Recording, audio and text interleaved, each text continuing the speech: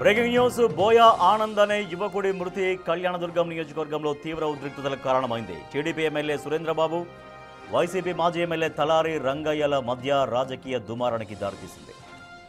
ఆనంద్ మృతిని పరువు హత్యగా ఆరోపిస్తున్నారు మాజీ ఎమ్మెల్యే.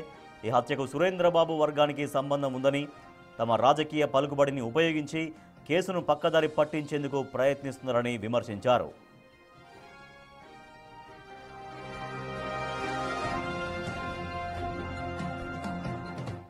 ఆనంద్ది పరువు హత్యగా ఆరోపించిన తలారి రంగయ్యకు పోలీసులు నోటీసులు ఇచ్చారు.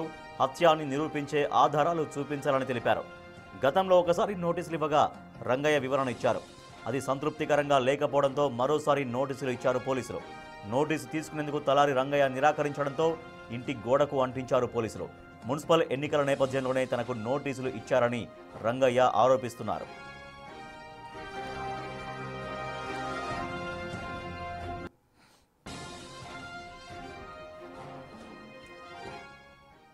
మాజీ ఎమ్మెల్యే తలారి రంగయ్య చేస్తున్న ఆరోపణలను ఖండిస్తున్నారు ఎమ్మెల్యే అమిలేని సురేంద్రబాబు. ఈ హత్య కేసుతో తన అనుచరులకు ఎలాంటి సంబంధం లేదని ఆయన స్పష్టం చేశారు. రాజకీయ లబ్ధి పొందాలనే దురుద్దేశంతోనే తనపై రంగయ్య నిరాధారమైన ఆరోపణలు చేస్తున్నారని విమర్శించారు సురేంద్రబాబు. కేసుపై పోలీసులు నిజాయితీగా దర్యాప్తు జరిపి వాస్తవాలు వెలుగులోకి తీసుకురావాలని తాను కోరుకుంటున్నట్లు తెలిపారు. అలాగే హత్య చేశారని ఆరోపించి ఆధారాలు చూపించమంటే తప్పించుకు తిరుగుతున్నారని రంగయ్యపై ఫైర్ అయ్యారు ఎమ్మెల్యే. బోయ ఆనంద్ ఉన్నాడో మా అందరికి కూడా బాధాకరమైన విషయమే అతను చనిపోవడం. అందరం కూడా బాధపడ్డాం.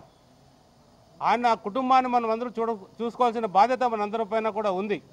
అది వదిలేసి అగ్రవర్గాల వారు ఈ విధంగా అతన్ని చంపించారనే దాని మీద మాట్లాడడం చాలా బాధాకరం. ఎందుకంటే చంపించారంటే ఎవరు చంపించారని కూడా పోలీసు వాళ్ళు అడిగారు నిన్ను. మరోవైపు ఇవాళ నుంచి కళ్యాణదుర్గంలో 2 రోజుల పాటు 144 సెక్షన్ అమలు చేయనున్నారు.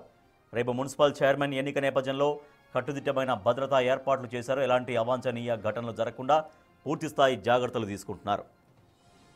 మరింత సమాచారాన్ని మా ప్రతినిధి సురేంద్ర అందిస్తారు. కళ్యాణదుర్గంలో ఒక యువకుని మృతి ఇప్పుడు రాజకీయంగా దుమారం చెలరేగుతుంది. కళ్యాణదుర్గంలో గత నెల 20వ తారీఖున ఏదైతే ఆనంద్ అనే ఒక యువకుడు అనుమానాస్పద స్థితిలో మృతి చెందడం తీవ్ర కలకలం రేపుతోంది.